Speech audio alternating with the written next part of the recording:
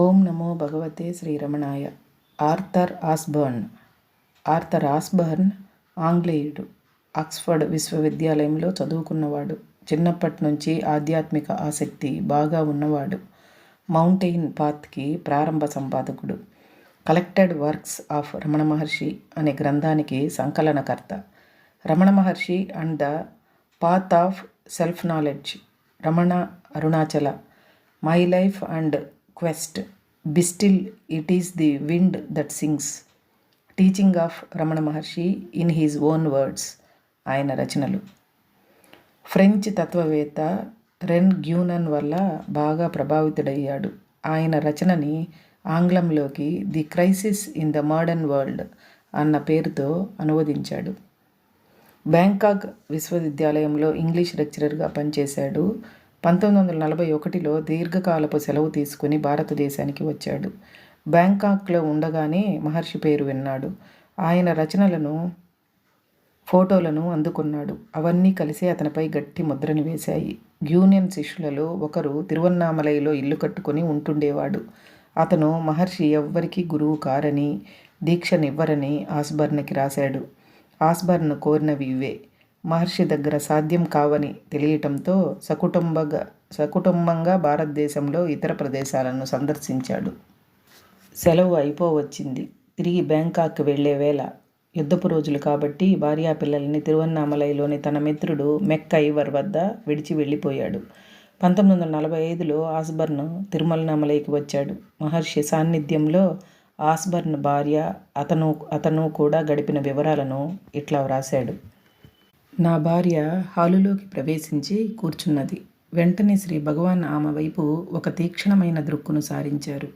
అప్పుడు కలిగిన ప్రకంపనను ఆమె వినగలిగింది కూడా. ఆమె కూడా వారి వైపు తేరిపార చూస్తూనే కాలగమనాన్ని మర్చిపోయింది. ఆమె మనస్సు మౌనమైపోయింది. పాము బారిన పడ్డ పక్షివలే అయిపోయింది. అలా బందీ అయినందుకు సంతోషం మాత్రం కలిగిందామెకు. తన సంశయాలన్నీ తీరిపోయాయని, పూర్తి నమ్మకం ఏర్పడిందని నాకు రాసింది. మహర్షి రూపురేఖలు సౌందర్యవంతం కాకపోయినా సాటిలేని అందం, పసివాని అమాయకత్వమే కాక లోతు తెలియని విజ్ఞత, అపారమైన ప్రేమ ఆ కళ్ళల్లో ఉన్నాయని రాసింది. శ్రీ భగవాన్ శక్తిని, మార్గదర్శకత్వాన్ని అనుక్షణం అనుభవించసాగింది. ఒకరికొకరం ఏ విధంగా సంపర్కం కూడా లేని కొన్ని సంవత్సరాలు గడపాల్సి వచ్చింది. ఆ రోజులలో ఆమెకి ఏ చింత లేకపోయింది. చిత్రం ఏమిటంటే ఆమె సహజంగా ఎంతో ఆందోళన పడే మనిషి. ఆమెకు ఉద్యోగపు ఆహ్వానం వచ్చినా లోకంలోకి తిరిగి వెళ్ళే సమయం ఇంకా రాలేదని, అప్పుడు మాత్రం శ్రీ భగవాన్ సామీప్యంలో ఉండవలసిన సమయమని అనిపించింది ఆమెకు. అంతకాలము శ్రీ భగవాన్ ఆమెని, పిల్లలని ఎంతో దయతో చూసుకున్నారు. పిల్లలు వారి చెంతకు వెళ్ళి తమ ఆట వస్తువులను చూపేవారు. తమ రహస్యాలని వారితో చెప్పేవారు. సాధారణంగా శ్రీ భగవాన్ ఎవరినీ ముట్టరు, తమని ముట్టుకోనివ్వరు. వేసవిలో చల్లని ప్రదేశాలకి వెళ్ళి చల్లబడ్డాక తిరిగి వచ్చినప్పుడు నా భార్యా పిల్లల్ని వారి సన్నిధికి తీసుకువెళ్తే వారు మా ఆఖరి పిల్ల ఫ్రానియాని తాకేవారు. ఒకసారి పాపని ఎత్తుకున్నారు కూడా. తిరిగి ఉత్తర ప్రత్యుత్తరాలు సాధ్యమైనప్పుడు నా భార్య నాకు ఒక లేఖ వ్రాస్తూ, మా పెద్దమ్మాయి క్యాథరిన్, అబ్బాయి ఆడమ్ శ్రీ భగవాన్ దగ్గరకు వెళ్ళి నన్ను క్షేమంగా తిరిగి తీసుకురమ్మని కోరగా వారు చిరునవ్వుతో తల పంకించారని చెప్పింది. నేను సజీవంగా తిరిగి వస్తానన్న గట్టి నమ్మకం ఆమెకు ఏర్పడింది. 7 సంవత్సరాల మా పెద్దమ్మాయి క్యాథరిన్ కూడా ఒక ఉత్తరం రాసింది. అందులో, డాడీ, నువ్వు శ్రీ భగవాన్ని చూడగానే వారిని ప్రేమిస్తావు. వారి చిరునవ్వు నవ్వితే చాలు, అందరూ సంతోషిస్తారు అంది. ఆ ఉత్తరం నన్నెంతో చెలింపచేసిన ఉత్తరాలలో ఒకటి. జపాన్ వాళ్ళు విదేశీయులనందరినీ బందీగా ఒకచోట ఉంచారు. అక్కడ నాతో పాటు ఉన్న వాళ్లలో నెదర్లాండ్ దేశస్థుడు లూయి హార్ట్స్ అనే అతను ఒక్కడే శ్రీ భగవాన్కి ఆకర్షితుడైనాడు. అతను కూడా తిరువన్నామలైకి వచ్చాడు. అతనిని శ్రీ భగవాన్ దయతో ఆదరించారు. శ్రీ భగవాన్ అనుగ్రహించే నయన దీక్ష అతనికి లభించింది. కానీ శ్రీ భగవాన్ని అడిగాడు, నాకు దీక్షను ప్రసాదించండి అని. అప్పుడు శ్రీ భగవాన్, నీకప్పుడే అయ్యింది ఆ దీక్ష అన్నారు. నాకు తెలిసినంత వరకు తాము దీక్షనిచ్చినట్టు బాహాటంగా శ్రీ భగవాన్ చెప్పిన సందర్భం ఇదొక్కటే. శ్రీ భగవాన్ వద్ద నుండి అటువంటి హామీని పొందాలని హార్ట్స్ కోరాడు. తిరిగి లోకంలో పడితే అన్ని ఆకర్షణల మధ్య తన దృఢ సంకల్పం చెదిరిపోతుందేమోనని అతను భయపడినట్టున్నాడు. అంతటితో ఆగకుండా శ్రీ భగవాన్ని తనకు వాగ్దానం ఇవ్వాలని కూడా కోరాడు. నీవు భగవాన్ని విడిచినా భగవాన్ నిన్ను విడవరు అంటూ బ్రహ్మాండమైన వాగ్దానాన్ని వారు అనుగ్రహించారు. శ్రీ భగవాన్ నాకు వారి నిజ దర్శనం త్వరగా ఇవ్వలేదు. వారి భౌతిక సాన్నిధ్యంలో కంటే వారు నేను బందీగా ఉన్న రోజుల్లోనే తమ ప్రభావాన్ని కనపరిచారనిపించింది. అక్కడ ఉండగా వారి ఫోటో స్పష్టంగా నిజ రూపాన్ని కనబరిచినట్లు అనిపించేది. ముఖాముఖిగా ఉన్నప్పుడు వారి సాన్నిధ్యం అంత బలీయంగా అనిపించలేదు. శ్రీ భగవాన్ కొండ మీద వాహ్యాళి నుంచి తిరిగి రాకముందే హాలులోకి వెళ్ళి కూర్చున్నాను. వారు వచ్చారు. వారెంతో గంభీరంగా ఉంటారని, చనువుగా ఉండరని నేను ఊహించుకున్నాను. కానీ వారు హాలులోకి రాగానే నాకు అట్లా అనిపించనే లేదు. నెరసిన జుట్టు, కీళ్లవాతం వల్ల కష్టపడుతున్న నడక, కొద్దిగా వంగిన విగ్రహము. ఇంతేనా అని నాకు అనిపించింది. వారు సోఫాపై ఆసీనులైన తర్వాత వారు నాపై చిరునవ్వు విసిరి హాలులో ఉన్న వాళ్లతో, ఆడం ప్రార్థనలు ఫలించాయి, వాళ్ళ డాడీ క్షేమంగా తిరిగి వచ్చారు అన్నారు. వారి దయని గ్రహించాను, అంతే. ఆడంకి తమిళం వచ్చు. అయినా వారు నా కోసమే ఇంగ్లీష్లో మాట్లాడారని అనిపించింది. ఇది ఎంతో హర్షించదగినదిగా తోచింది. నాలో మార్పు కొన్ని వారాల తర్వాత వచ్చింది. ప్రతి ఏడూ జరిగే పండుగల సందర్భంలో పండుగకై జనసమ్మర్దం బాగా పెరిగిపోయింది. హాలు బయట మేము కూర్చుని ఉన్నాం. శ్రీ భగవాన్ సోఫాలో చేరగిలబడి ఉన్నారు. నేను నేల మీద ముందు వరుసలో కూర్చున్నాను, వారికి దగ్గరగా. శ్రీ భగవాన్ నిటారుగా కూర్చున్నారు. వారి కనురెప్పలు దగ్గరకు వచ్చాయి. ఒక తీక్షణమైన చూపుని సారించారు. ఆ తీవ్రతని వర్ణించలేను. నీకిదివరకే చెప్పాం కదా, నీకెందుకు సాక్షాత్కారం కలగలేదు అని నన్ను ప్రశ్నిస్తున్నట్లు ఉనింది ఆ చూపు. ఆ తర్వాత ఎంతో ప్రశాంతత, గాఢమైన శాంతం, ఆనందం అంతా తేలికబడి పోయినట్టు అనుభవం కలిగింది. అప్పటినుంచి శ్రీ భగవాన్ పట్ల నా ప్రేమ ఎక్కువ అవుతూ వచ్చింది. వారి శక్తిని, సౌందర్యాన్ని అనుభవింపసాగాను. మన్నాడు హాలులో వారికి ఎదురుగా కూర్చుని మొట్టమొదటిసారిగా వారు ఉపదేశించిన ఆత్మ విచార మార్గాన్ని అనుసరించే ప్రయత్నం చేశాను. ఎవరిని నేను అని ప్రశ్నించుకున్నాను. ఇదంతా నా సంకల్పమే అనుకున్నాను. కానీ శ్రీ భగవాన్ ప్రసాదించిన నయన దీక్ష వల్ల అని గ్రహించలేదు. ఆ దీక్ష నన్ను ఉత్తేజితుడిని చేసింది. నా దృక్పథంలో మార్పుని తీసుకువచ్చింది. అంతకు పూర్వమే ఈ దీక్ష గురించి లీలగా విన్నా నేనంత పట్టించుకోలేదు. నాకు తర్వాత తెలిసింది, మరికొందరు భక్తులకు కూడా ఇటువంటి అనుభవమే అయ్యిందని. ఆ తరువాతనే వారి సాధన నిజంగా ప్రారంభమైందనిను. గురుకృప, ఆశీర్వచనం అంటే ఏమిటో మొట్టమొదటిసారిగా తెలిసి వచ్చింది. శ్రీ భగవాన్ పట్ల నా ప్రేమాభిమానాలు ఎక్కువ కాజొచ్చాయి. హృదయంలో తెలియని ఆనందంతో అన్ని పనులు చేసుకుంటున్నాను. గురువు అనుగ్రహం, దాని మర్మము తెలిసి వచ్చాయి. వారే గురువు. వారే స్వర్గానికి భూమికి మధ్య, భగవంతునికి నాకు మధ్య, నిరాకారునకు నా హృదయానికి మధ్య సంధాత అని ప్రేమగీతం వలె నాలో మారుమోగుతూ వచ్చింది. వారి సాన్నిధ్యంలోని అపారమైన అనుగ్రహం గుర్తించాను. పైకి కూడా వారు నా పట్ల ఎంతో దయను చూపిస్తూనే ఉన్నారు. నేను హాల్లోకి వెళ్ళగానే నా వైపు దరహాసాన్ని చిందిస్తూ తమకెదురుగా కూర్చోమని సైగ చేసేవారు. నా ధ్యానం ఎట్లా సాగుతుందో వారు చూడడానికి కాబోలు. ఒకనాడు నాకు ఒక విషయం ప్రస్ఫుటంగా స్ఫురించింది. నిరాకారునికి నాకు వారు సందాత అనుకున్నాను. వారే నిరాకారులు కదా అని. వారిని శ్రీ భగవాన్ అని భక్తులు ఎందుకు సంబోధిస్తారో అర్థమైంది. బయట నుండే గురువు అంతరంగంలోని గురువుని మేల్కొలుపుతాడు అంటూ వారు చేసే బోధనను నాకు ప్రత్యక్షంగా నిరూపించారు. ఎవరిని నేను అని పదే పదే ప్రశ్నించుకుంటుంటే అంతరంగంలోని ఆత్మ బయట శ్రీ భగవాన్ అని, అంతేకాకుండా అంతరంగంలోని ఆత్మ కూడా వారే అని ఎరుక క్రమేపీ కలుగుతూ వచ్చింది. శ్రీ భగవాన్ గురువు కారు అనేది అర్ధరహితమైన మాట. అది వారి అనుగ్రహ జ్యోతిలో మాయమైపోయింది. వారి బోధనలో ఆచరణీయమైన మార్గదర్శకత్వం లేదన్న వాదన కూడా అర్థం లేనిదని, ఆ బోధన ప్రధానంగా అదేనని తెలుసుకున్నాను. దీనినొక్కదాన్నే ఉపదేశించడానికి వారిక్కడికి దయచేశారు. అందరిలోకి అతి నిరాడంబరులు, సహజవర్తనులు, ఆర్భాటరహితులు శ్రీ భగవాన్. అసలు ఏ ఆడంబరము లేకుండా మానవుడు ఎట్లా ఉండాలో అట్లా ఉండేవారు. అంటే పసిపాప వలె. దానికి తోడు వారికి వర్ణనాతీతమైన సౌందర్యము, విజ్ఞత, శక్తి కూడా ఉండేవి. వారి సన్నిధిలో మాట్లాడడానికి కూడా చాలామంది జంకేవారు. వారిని మీరు అని సంబోధించడం కంటే భగవాన్ అని అనటమే ఉచితమనిపిస్తుంది. వారు మనల్ని నువ్వు నేను అనే ద్వంద్వాలు లేని స్థితికి తీసుకుని వెళ్తున్నారు కదా. దైనందిన కార్యకలాపాలలో వారు సామాన్యుని వల్లనే ప్రవర్తించేవారు. నాటకంలో ఉద్వేగభరితమైన పాత్రని పోషించే నటుడు తాను ఉద్రేకపడకుండా నటించినట్టు. ఈ పరమోత్కృష్ట స్థితిని అర్థం చేసుకోగలిగిన పాశ్చాత్యులు తక్కువ.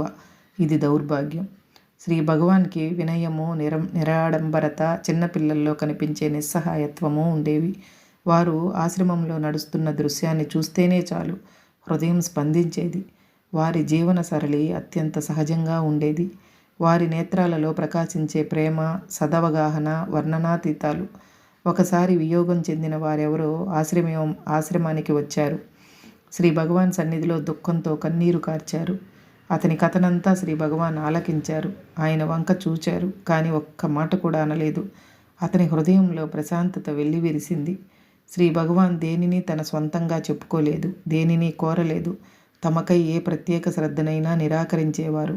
వారి కోసం ప్రత్యేకంగా టేబుల్ ఫ్యాన్ ఏర్పాటు చేస్తామంటే భక్తులందరికీ ఉపయోగపడదంటూ వారించారు. ఆ తరువాత చూరుకు పంకాలను పెట్టారు. అందరూ లబ్ధి పొందారు. వారు ఎవ్వరినీ రమ్మనలేదు, ఎవ్వరినీ పొమ్మనలేదు, ఎవరిని ఇంక కొంతకాలం ఉండమని బలవంత పెట్టనూ లేదు. అయినా కూడా తన ఒకే ఒక బిడ్డని చూసుకునే మాతృమూర్తి వలె వారు ప్రతి ఒక్కరిని చూసుకునేవారు. ఆగంతుకులందరినీ ఆదరించేవారు, మన్నించేవారు. వారి ఉపదేశాలలో ఏ పాండిత్య ప్రదర్శన ఉండేది కాదు. పైగా వారి భాషణలు జీవంతో నిండేవి. తన ప్రార్థనలకి సమాధానాలు ఎందుకు లేవని భగవాన్ని ఒక భక్తుడు అడిగితే వారు నవ్వుతూ, సమాధానాలనిస్తే ఇక మీరు ప్రార్థనలు ఆపేస్తారేమోనని అన్నారు.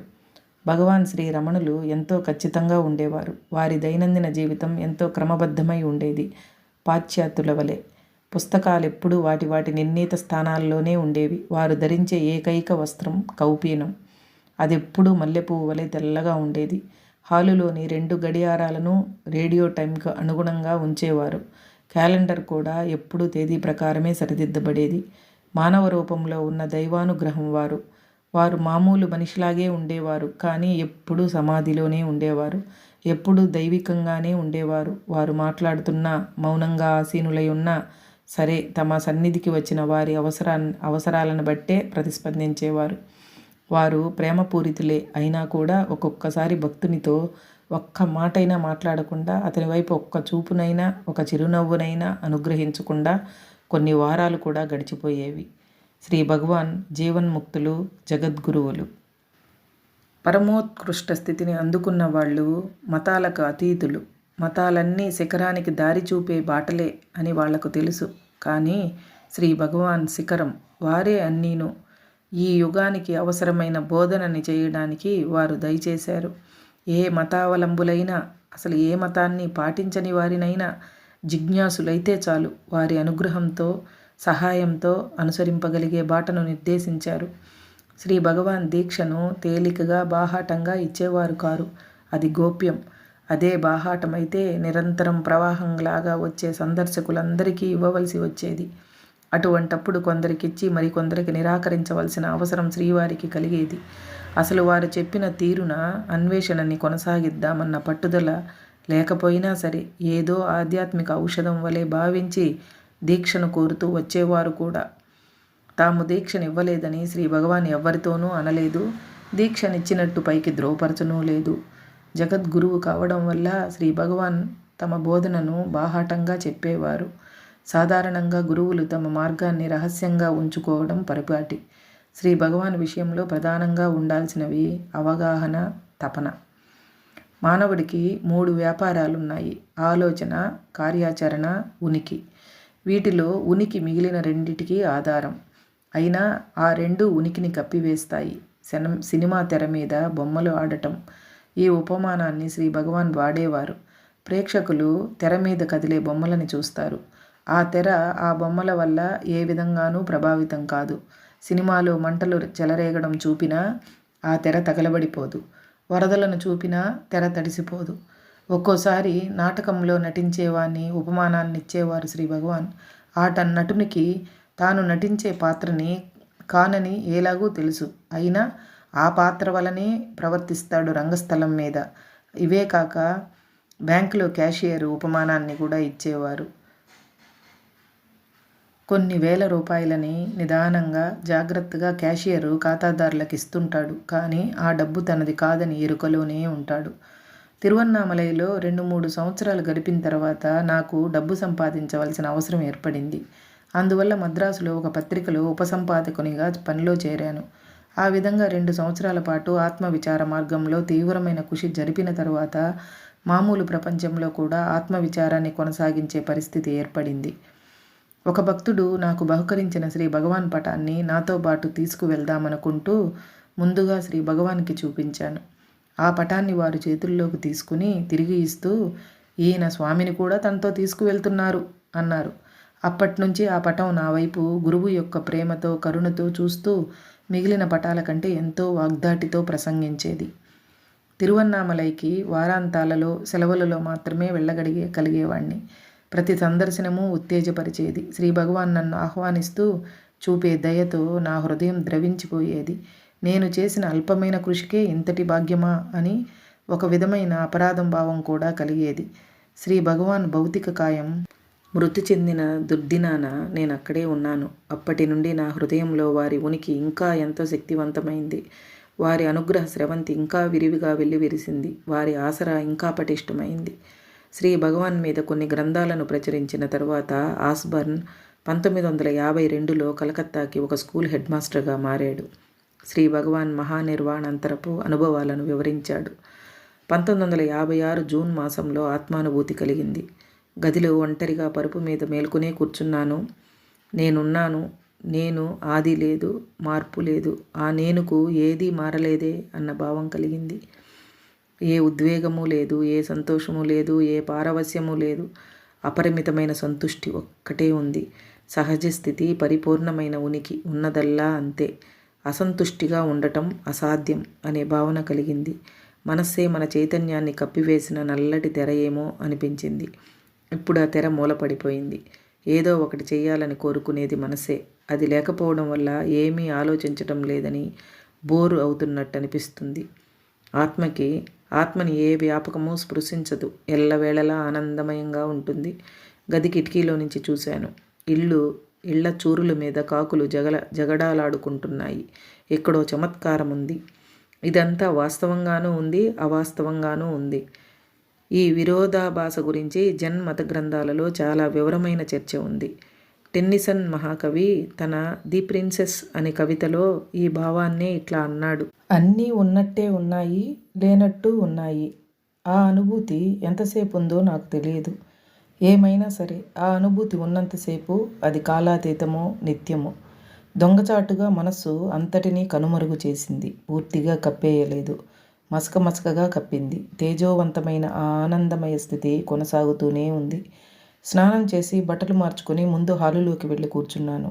వార్తాపత్రికను చేత్తో పట్టుకున్నాను చదువుతున్నట్టు. కానీ సంతోషాతిరేకంతో తబ్బిబ్బైపోయి చదవనేలేదు. అప్పటి ఆనందమయ స్థితి కొన్ని వారాలు నిలిచి క్రమేపీ మాసిపోయింది. దాదాపు అవే రోజులలో నా భార్యకి కూడా సాక్షాత్కారపు ఈశ దర్శనం కలిగింది. ఇద్దరం ఒకే సాధనా మార్గాన్ని అవలంబించగలగటం మేలే అయింది.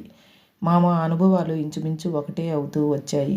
18 నెలల తర్వాత మా అమ్మాయి ఫ్రానియాకి కూడా రవంత ఆత్మదర్శనం అయింది. కలకత్తా వాసి అయిన ఒక తమిళ భక్తుడు శ్రీ రమణ జయంతి వేడుకలకు మమ్మల్ని ఆహ్వానించాడు. సంకీర్తనలు పాడుతున్నారు. అప్పుడు ఫ్రానియా ముఖంలోని సౌందర్యాన్ని, ప్రశాంతతని చూస్తూ ఎంతో గాఢమైన ధ్యానంలో ఉందని గ్రహించాను. నేను అనుకున్న దానికంటే ఎంతో ఎక్కువే జరిగిందని ఆమె రాసిన వాక్యాల బట్టి తెలుసుకున్నాను. నేను దేహాన్ని కానీ మనస్సుని కానీ కాను. హృదయంలో ఉన్నాను నేను. మరణించిన తరువాత మిగిలే నేను అదే. నేనున్నాను అన్న భావం ఉక్కిరిబిక్కిరి చేసే అనుభూతి, పరమానందం అది. ఉనికి గురించిన పరిపూర్ణమైన అనుభూతి అది. దానిని వర్ణించలేం. క్రమేపీ శీఘ్రంగా నా దేహం విస్తరించిపోతూ విశ్వాన్నంతా ముంచేసినట్లు అనిపించింది. అంతటి విస్మృతిలోనూ నేను ఒక చిన్న నలుసునని కూడా గుర్తించలేకపోయాను.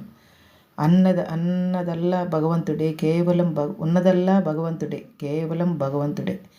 ఇంకా నేను అనే పదం అర్ధరహితమైంది. ఆ మాటకు అర్థం విశ్వమంతా అని. ఉన్నదల్లా భగవంతుడే, సత్యం అదొక్కటే. ఆస్బర్న్ 1958లో కలకత్తా విడిచి తిరువన్నామలై చేరి అక్కడ స్థిరపడిపోయాడు. ఆయన ఎన్నో గ్రంథాలను రచించాడు. ది మౌంటైన్ పాత్ని ప్రారంభించి సంపాదకత్వం వహించాడు. ఆయన భార్య లూసియా ఆ పదవిని 1973 వరకు నిర్వహించారు. ఆస్బర్న్ శ్రీ భగవాన్ పైన, అరుణాచలం పైన ఎన్నో కవితలు రాశాడు. వాటి భావాలలో కొన్ని: మానవునిగా నా ప్రేమను వెలుపలికి తీయటానికి పైకి మానవ రూపం దాల్చిన నా జీవన కేంద్రము రమణ భగవాన్. గురు ఉదయభానుడా, ఆత్మస్వరూప. దారి తప్పి ఒంటరిగా పెనవేసుకుపోయిన ఆలోచనలతో, వ్యర్థ భయాలతో తిరిగే వారికి మార్గదర్శకుడ నీవు. జ్యోతిర్మయాలైన నేత్రాలు వారివి. వారి చూపు ఒక్కటి చాలు హృదయాన్ని చొచ్చుకుపోయి జ్ఞాన బీజాన్ని అక్కడ నాటుతుంది. ఏ పవిత్ర గ్రంథమూ ఇంత లోతుగా నాటలేదు. ఆ బీజం ఏకైక సత్యానిది. దాని గురించి బోధనలు వినటం కాదు, సత్యాన్ని జీవించాలి. ఆదిత్యులకెల్లా ఆదిత్యుడవు నీవు. నా అజ్ఞాన అంధకారాన్ని పటాపంచలు చేయి. జ్ఞాన భిక్షని అనుగ్రహించు. నా తామసాన్ని పెకిలించివేయి. ఇదే నా వేడుకోలు. భగవాన్, చంచలమైన చిత్తానికి దాసుడని క్షమ లేదు నాకు. దృఢత్వం లేదు, నిర్మలత్వం లేదు. ఈ నిరుపేద హృదయ మహాపరాధాన్ని మన్నించు. నాకేది మంచిదో పూర్తిగా ఎరిగిన దైవమా, నీ ఇష్టమేదో అట్లే కావించు. కానీ నీ పాదద్వయముపై నిత్యము అధికమవుతుండే ప్రేమను అనుగ్రహించు. హరే రమణ.